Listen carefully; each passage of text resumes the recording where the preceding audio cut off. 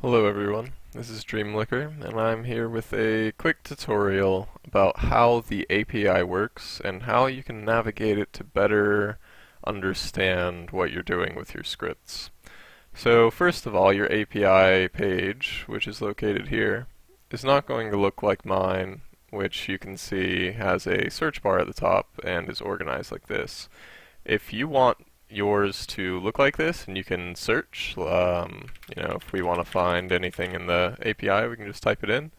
You want to go get this extension for Chrome. I'm sure you can just Google that and it'll pop up. So the first thing that I want to point out is this class right here, method context. Method context is what I believe to be the heart of the API. As you can see, abstract script, which is the basis of all of your controller classes, extends from method context. So that means that abstract script, which I'll get to in a little bit, has access to all the methods that are in here. So when you go to an API page, you will see the method summary here. So all of these things on the right are all of the methods that are available to this class.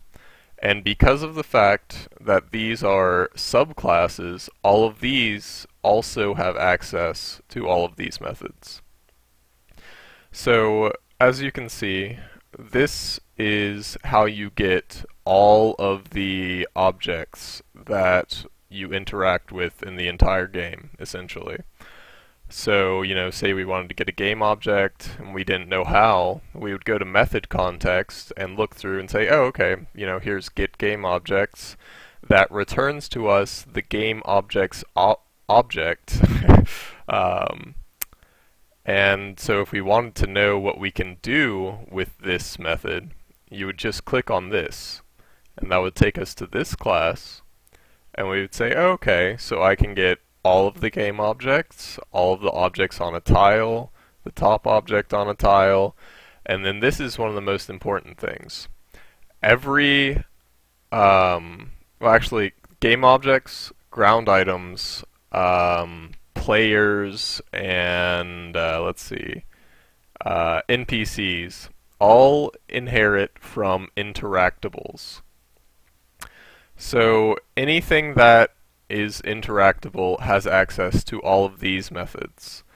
And this is shown here by saying these methods are inherited from interactables, which is all and closest. And you might be wondering, why are there 3 of each? If we go to interactables, you'll see there's one all that gets all of the interactable items that you are looking for. So if I did gameObjects.all, it would get all of the game objects. There's one for a filter. There's one for a list of integers, and that would just be like a number, a comma, a number, a comma, etc. Or you can use a string. You can use an array in that as well. And then same thing for strings, and then the same thing for closest. And if you don't know what T means, that's just a generic to where it can be anything. So it is created this way so that when something that inherits from interactables, such as the game object, when you call closest, Java will know that you're trying to get a game object, and it will return that to you when you use that. So that's a pretty good description of how interactable objects work and how you can find information about them in the API. And if we go back to method context, you'll see, pretty much everything else that you will ever need in the API. If you need to work with the bank, you just type get bank and it returns to you the bank class. Maybe we want to, we want to deposit everything in the inventory. We would deposit all items, down here. And it's really important just to read through all of these, and you're not going to remember all of it at once. It really just comes with use, and a lot of it is very intuitive. If I want to check if the bank is open, then I would say, I wonder if that's in the API, and yes, it is right there. And that returns a Boolean value, so that will be true or false. You throw that in an if statement, there you go. So abstract script is actually the basis for all scripts. And you may be saying, what about, task scripts? Well, as you can see, task script actually inherits from abstract script. So these are all of the methods available for abstract script. This is rather important to understand how to have script functionality that is not related to the game directly. So for a paint, you would put this method into it and implement the paint listener, which you can see that abstract script implements the paint listener here. But you want to paint, you put that in there, make sure that you have the graphics parameter, because that's what you use to draw everything. And you're thinking, I want to do some things when my script starts. So you come to the abstract script page and you see that there's a method called onStart, and it says this is called when the script starts. So you would just put that method in there, and then you would put all the code inside of that you want to have it called. And abstract script is a really good kind of like a landing page for your API needs, because as you can see, since it inherits from method context, it tells you that all of these things are available to you inside of abstract script. So that's really kind of the basics. I'm going to go into I'm trying to think what would be the best thing to do. I think inventory would probably be a good thing. So, if we're working with the inventory, you type in get inventory and it will return you the inventory object. And that allows you to have all of these different, all of these methods available to you. So, something that I see very frequently is people don't understand return types. So, for instance, if I said get inventory dot capacity, it would return an integer. That's what this means here. So, if I am I'm trying to figure out a problem in a script, and I know that I need a number, and I go to the API, I'm only going to look at things that return integers or doubles or floats or longs or whatever it is. It's usually going to be an integer, unless you're doing something like with time or something like that. Or like, a decimal value, obviously.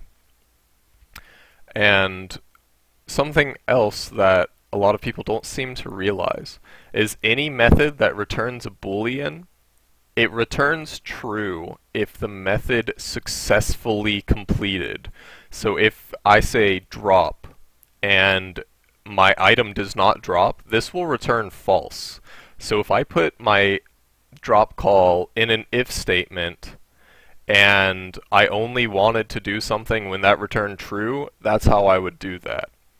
So it's the same thing with interacting. So you can say if, like dragon.interact attack, and then have some stuff in that if statement.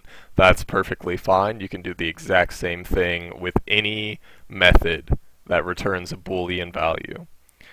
Something else is when you see a method that takes in an object, you have to use a method that returns that object.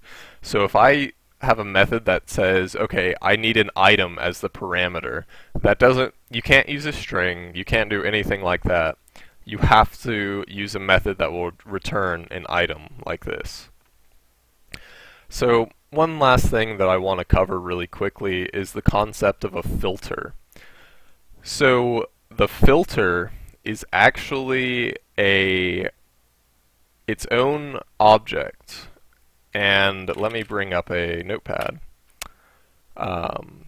So if I'm just going to use this as an example because it's here. So if I'm going to drop all except, and I want to use the filter, then you want to use something called a Lambda expression.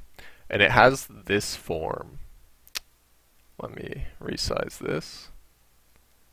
So the lambda expression takes in the first thing that you type, and it can be called anything that you want it to be. For this, because it's an item, I would just use it or item. You can use anything. So Java sees this right here. It sees that you've put in a parameter, and then it sees the lambda operator. And it says, okay, I'm going to infer the type of this item or this object based on this method. I'm going to look into the API, and I'm going to figure out what kind of object this should be. So in the API it says filter of type item. So Java sees that, and it knows that you're now using an item. So an important thing to do now is always do a null check. So you want to say the item isn't null. And if I did this right now, I put this in a script, it would go into the inventory and drop nothing, actually, because it's drop all except. So this is saying drop everything that is not an item that is not null. So it's going to do nothing. Maybe this was not the best example. Let's do it with interact, actually. That's a little more applicable. So we do the same thing, and it's worth noting that I'm doing this because you can see it takes two parameters down here, the action and the lambda expression, or the filter rather, that we are using a lambda expression for. So filters, I'll bring up the API page for it. It has a Boolean method, and that is a required method inside of the filter. And if we were to type out the filter, it would be something horrible like this. New filter, and then you would have to do probably just Boolean match item1, item, well, we'll do item I1, item I2. Or, I don't know, it's something like this, and it's terrible, and it's ridiculous, and return item I1 equals, or get name equals some item. And so then, if we were going to do the filter with an instantiated filter like that, then you would just put the item filter here instead of using this lambda expression. However, using a lambda expression is faster than doing this, and doing this is going to take up more memory because this is being instantiated as an object in memory, and it will not go away because you're going to be using it. So you don't want to do this. You want to use the lambda expression. You can look up some resources on why lambda expressions are faster if you really want, but it just boils down to the bytecode that is generated when the class is compiled. So to do the exact same thing that I did here with the lambda expression, since it's just a Boolean, you can string it together with Boolean operators like this, which is the AND operator. I would just say item.getName equals, and something that's important about using dot equals is you may know, well, I hope you know, that this is the equality operator. So if I did 1 equals 1, that would return true. However, if I had a game object and it was like gate, and I did gate equals gate, or other gate, I don't know, and they were technically the same kind of gate, that would not return true because the equality operator does not work properly for objects. So why do we use dot equals when it's a string like getName is? Strings in Java are not primitive data types. And if you don't know what a primitive data type is, it's something like an integer, a double, a float, long, a short, all those good things. Those are primitive types because they are not objects. And they can be represented in, essentially they can be represented in binary in a much simpler fashion. Um, so back to the filter. I would, maybe we're going to interact with a dragon longsword. We're going to wield that. So this lambda expression is saying, okay, find an object whose type from the interact is an item, and that item is not null, and that item's name is equal to dragon longsword. So hopefully that was pretty helpful. I didn't really have a plan for this video, just kind of like a stream of consciousness. If anyone has any suggestions for further videos or requests, please leave a comment or send me a message on Dreambot. I'll leave a link to my a link that will send me a message in the description. Thank you.